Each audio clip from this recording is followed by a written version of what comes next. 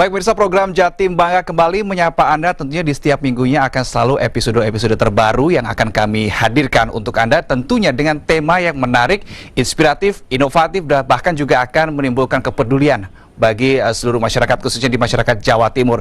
Pada tema kali ini kita akan membahas mengenai pejuang darah resus negatif. Bersama saya Reno Raksa, pemirsa, kita simak Jatim Bangga selengkapnya.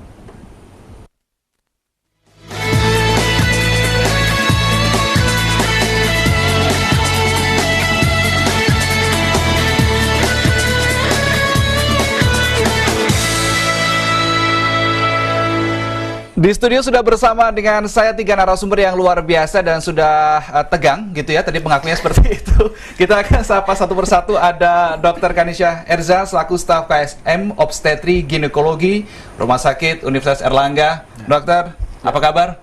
Baik, Mas. Masih tegang ya? Enggak juga. Dan ada Mbak Ina Talib selaku anggota komunitas keluarga resus negatif. Mbak Ina, apa kabar? Baik. Sehat ya? Dan yang terakhir ada Mbak Yubing, anggota komunitas keluarga resus negatif juga. Iya, betul. Ini kelihatannya ada ini ya, akronim sendiri ya kalau tidak salah ya. Komunitas keluarga resus negatif ini ada akronimnya. Keren. Baik, luar biasa sekali. Kita akan membedah lebih dalam lagi pemirsa mengenai pejuang darah resus negatif bersama dengan komunitas yang sudah hadir di studio Metro TV pada kesempatan kali ini, dan juga ada Dr. Kanisha Erza yang sudah siap berbagi informasinya. Saya ke Mbak Ina terlebih dahulu. Mungkin Mbak Ina, ketika mendirikan komunitas keren ini, apa sih yang menjadikan spirit utamanya? Pengen jadi wadah biar pemilih resus negatif tidak tercerai berai. Jadi kita ada wadahnya kumpul kan, karena jumlahnya nggak banyak ya, jadi kita pengen ada wadah khusus pemilih resus negatif yang nantinya juga agendanya adalah mensosialisasikan apa sih resus negatif pada masyarakat. Oke, kenapa resus negatif harus disosialisasikan dan urgensinya seperti apa? Saya ke Ibu Yubing.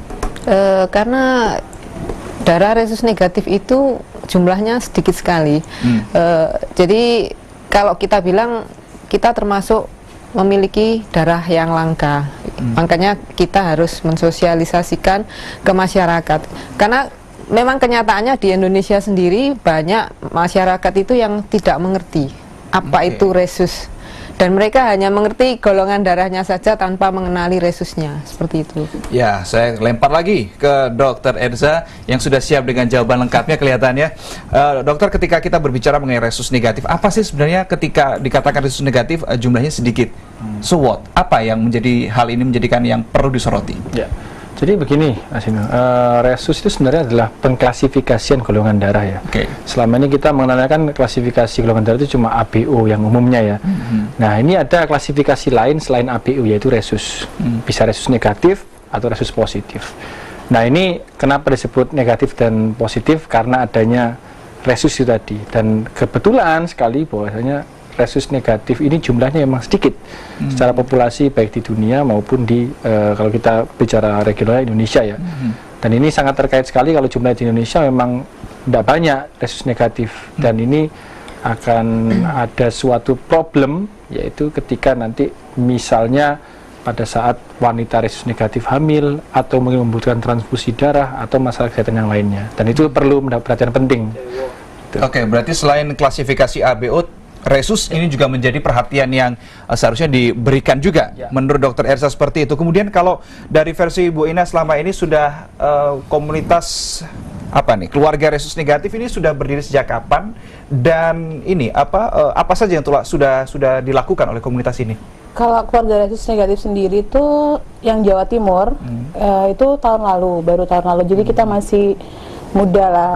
Terus kalau terkait kegiatannya kita sosialisasi, sepertinya saat ini kita wawancara ataupun kita bergabung di agenda-agenda rutin donor darah untuk berbagi brosur dan lain-lain. Target kita adalah paling tidak masyarakat tidak lagi asing dengan kata resus negatif. Paling tidak itu. Nanti setelah itu baru nanti mungkin untuk lebih detail lagi kita adakan kegiatan-kegiatan lain gitu. Karena kita mau bicara jauh juga orang nggak ngerti, kita membicarakan lebih jauh, tapi tentang judulnya aja, istilah resus negatifnya aja mereka nggak paham. ke Bu Yubing, tadi kan sesuai dengan tema kita, pejuang darah resus negatif. Judulnya sih agak serem sih menurut saya, pejuang darah resus negatif. Nah, ada kerjasama nggak dengan pihak terkait, misalkan yang terdekat adalah PMI? Iya, kita bekerja sama dengan PMI, artinya dengan adanya komunitas, ketika ada kebutuhan darah resus negatif akan semakin cepat terpenuhinya. Seumpamanya kita langsung menggiatkan teman-teman siapa yang mau donor, ada kebutuhan di PMI seperti itu. Jadi kalau kita bilang untuk pemenuhan kebutuhan resus negatif di Jawa Timur, terutama di Surabaya, sudah amat bagus untuk saat ini. Sudah amat bagus, itu terkategori aman atau enggak nih? Tergantung pendonornya juga kan, karena kita tetap tergantung dengan kesiapan pendonornya. Kadang-kadang kan ada yang belum jatuh tempo, ada yang HB-nya kurang, kalau cewek menstruasi, menyusui dan lain-lain seperti itu. Oke, ada satu pertanyaan akan saya tanyakan ke Dr. Erza, tapi saya tahan dulu karena kita akan lanjutkan di segmen berikutnya. Pemirsa, tetaplah bersama kami, program Jatim Bangga masih akan kembali ke hadapan Anda sesaat lagi. Berbicara mengenai resus negatif, tentu yang menjadi salah satu faktor yang menjadi perhatian ini mengenai bagaimana kondisi wanita yang sedang hamil. Nah, kebetulan Ibu Yubing selaku anggota komunitas keluarga resus negatif ini juga memiliki pengalaman berkait dengan hal ini. Bisa diceritakan Ibu Yubing pada saat itu situasinya seperti apa sehingga memutuskan Anda tergerak untuk bergabung dengan komunitas ini? Gini, saya mengetahui saya resus negatif ketika melahirkan anak pertama tahun 2000. Ketika itu habis operasi sesar, habis saya drop, dokternya minta transfusi. Dari situ baru ketahuan resus saya negatif.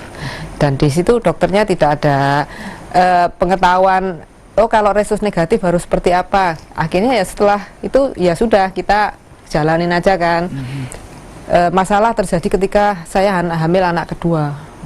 Ketika kehamilan berjalan 2 bulan, saya mengalami pendarahan. Di situ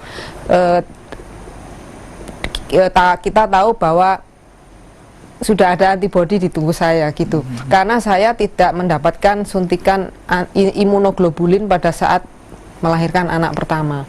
Jadi sebenarnya kalau kita sudah tahu bahwa kita resus negatif, pada saat kehamilan itu ada treatment khusus yang harus diberikan ketika kehamilan 28 minggu ya dok ya, dan saat melahirkan. Jadi ada suntikan khusus untuk wanita resus negatif di saat kehamilan itu. Itu yang tidak saya alami karena saya tidak tahu kan pada saat itu. Pengetahuan tentang resus sendiri, dokter-dokter kandungan juga pada saat itu belum begitu paham seperti itu. Dan kita bersyukur ada Dr. Erza di sini ya yang sudah betul-betul paham mengenai resus negatif kelihatannya. Dokter, untungnya. Dokter, tadi bisa dijelaskan, dikatakan kehamilan 7 bulan bahkan pada saat sudah melahirkan, pada saat jelang kelahiran harus ada hal-hal lakukan ketika wanita hamil resus negatif ini. Bisa dijelaskan lebih spesifik? Oke, jadi gini Mas Ino, resus negatif pada wanita hamil itu ada 2 permasalahan yang jadi fokus utama. Yang pertama adalah kalau misalnya bersalin kan terjadi perdarahan ya, secara normalnya perdarahan. Kalau perdarahan ini nggak tertangani dengan baik sehingga sampai membutuhkan transfusi, lah ini jadi masalah. Karena apa? Keterbatasan dari stok darah resus negatif. Kita perlu ingat bahwasanya tidak hanya resusnya saja, tapi ini kan golongan darah itu ada ABO ya. Misalnya katakan kalau saya B, resus saya positif. Mbak Yubing B, resusnya negatif. Jadi ada B positif, ada B negatif, ada A positif, A negatif, seperti itu. Sehingga kalau terjadi perdarahan dan perlu transfusi, ini yang perlu jadi perhatian khusus. Yang kedua adalah sebenarnya kalau pada kehamilan dengan resus negatif itu permasalahan dari kehamilan yang kedua. Mungkin pada saat kehamilan pertama tidak tahu kalau resus negatif, kemudian hamil yang kedua terjadi yang namanya aloimunisasi. Jadi artinya terbentuk antibodi anti resus, sehingga biasanya permasalahannya adalah keguguran berulang. Dan akhirnya baru tahu, oh ternyata saya resus negatif. Nah ini yang 2 problem utama yang sebenarnya terjadi seperti itu. Dan itu sebenarnya berarti bisa diantisipasi agar tidak seperti itu. Bisa, sangat preventable. Jadi artinya ini hal yang bisa dicegah. Yang paling mudah adalah sebenarnya kalau melalui program pemerintah, dalam hal ini kita kalau hamil kan kontrol ya. Sebelum hamil itu sebaiknya dilakukan namanya pre-conceptional counseling. Jadi kalau mau hamil konseling dulu, dicek darahnya apa. Oh, resus negatif. Nah, jadi kita bisa ada persiapan karena ini ada treatment khusus yang diberikan kepada wanita resus negatif yang hamil, gitu. Oke, baik, saya ke Ibu Ina. Ketika tadi sudah disinggung mengenai concern yang lebih utama, kelihatannya yang paling paling bahaya dalam tanda kutip adalah wanita hamil dengan resus negatif. Komunitas Kerhen ini, apakah sudah ada mungkin sosialisasi secara khusus, secara spesifik ini ke ibu-ibu yang hamil untuk diedukasi, untuk disosialisasikan dan sebagainya? Kalau di grup sudah pasti, dan kita sih merasa udah berhasil karena di dalam grup itu setahun belakangan ini sudah ada tercatat 20 wanita resus negatif yang hamil dan melahirkan dengan aman. Gitu. Jadi memang sebelumnya harus tahu resusnya dulu, jadi ketika periksa ke dokternya dia udah menyampaikan gitu bahwa saya resus negatif. Pertanyaan paling mendasar saya adalah kenapa sih kok Bu Ina ini bisa memiliki awareness yang begitu tinggi mengenai resus negatif ini? Karena beberapa kasus, karena dari awalnya saya mendapatkan informasi yang salah. Apa informasi pada saat itu yang Anda dapatkan? Dikatakan resus negatif itu kelainan darah. Dikatakan bahwa resus negatif itu nggak bisa punya keturunan. Kalau punya keturunan pasti cacat. Jadi dari situ tuh khawatir tuh kan, akhirnya cari informasi. Terus bertemu dengan Ibu Yubing, dan akhirnya kita satu visi misi, kita buatlah Keren ini tadi, kita kumpulkan beratus-ratus orang lah. Kita juga aktif sosialisasi, kita juga bekerja sama dengan dokter-dokter yang ada di Surabaya. Gitu. Jadi kita positif, Jawa Timur ini paling nggak tidak ada lagi ditakutkan dengan kebutuhan darah resus negatif. Di kesempatan kali ini saya juga ingin memberikan kesempatan pada Dr. Erza tadi yang ditakutkan atau yang didapatkan oleh Ibu Ina kabar yang tidak benar mengenai resus negatif, kelainan dan sebagainya, mungkin bisa diluruskan pada kesempatan kali ini agar satu visi satu misi lah masyarakat Jawa Timur ini. Jadi ini anti hoax ya gitu. Anti hoax, betul. Spiritnya kita kan seperti itu. Gitu ya. Jadi yang pertama, resus negatif itu bukan penyakit, kelainan bukan. Itu hanya klasifikasi golongan darah saja. Sama seperti kita A, B, O ya sama. Cuma bedanya resus saya positif, Mbak Ina negatif, itu aja. Itu yang pertama. Dan yang kedua, mitos bahwasanya resus negatif itu kemudian sulit hamil atau cacat, tidak ada. Yang ada adalah karena ketidaktahuan, kemudian hamil berikutnya sering terjadi keguguran berulang. Jadi karena itu kita harus menggalakkan sebelum hamil atau pada saat hamil tahu resusnya apa. Gitu. Ditegaskan sekali lagi, resus negatif bukan kelainan. Ini yang perlu digarisbawahi pada kesempatan kali ini. Kemudian Bu Yubing, ketika tadi pernah nggak juga Sabtu pengalaman sama Ibu Ina mendengar selentingan kabar, wah resus negatif seperti ini? Biasanya ketika member baru gabung itu kan ketakutannya seperti itu. Loh, saya nanti kalau nggak bisa punya anak gimana gitu kan. Terus ada lagi pertanyaan, saya ini anaknya siapa gitu. Orang tua orang tua saya dua-duanya resus positif. Saya kok bisa negatif sendiri? Seperti saya dan Mbak Ina kebetulan sama-sama di keluarga hanya sendirian. Seperti itu. Berarti sangat memungkinkan, Dr. Erza ya, untuk positif jadinya hasilnya negatif. Kenapa bisa seperti itu? Ini perlu mata pelajaran secara singkat dan ringkas. Jadi ada gen pembawa. Jadi setiap individu itu dia mempunyai gennya ini dominan atau resesif. Jadi misalnya katakan orang tua saya sama-sama resus positif gitu ya, tapi ternyata ada gen resus negatif yang nggak muncul, tapi karena pernikahan dia muncul dan diwariskan ke saya. Bisa seperti itu. Kemungkinannya besar, kecil? Karena resesif berarti artinya tidak besar. Makanya itulah kenapa jumlah populasi resus negatif tidak banyak seperti itu. Karena sifatnya resesif. Baik, saya kembali ke Ibu Yubing. Ketika mendapatkan member baru yang seperti itu, ketakutan dan muncul banyak pertanyaan, penjelasan apa yang pertama kali diberikan pada member itu? Ya, kita share pengalaman aja kan. Jadi kan dari kita di grup banyak konsultasi, banyak omong-omong, akhirnya kan kita tahu bahwa Sebenarnya kita ini ya keturunan dari orang tua gitu kan. Jadi kan ya pastilah kita juga sedikit banyak kan belajar juga kan. Jadi ketika ada member baru yang seperti itu, tugas kita menenangkan mereka.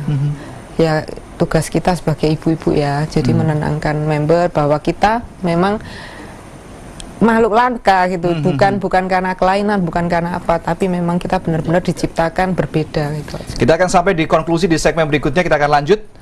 Para narasumber, kita akan jeda terlebih dahulu, jangan kemana-mana pemirsa, tetap bersama kami.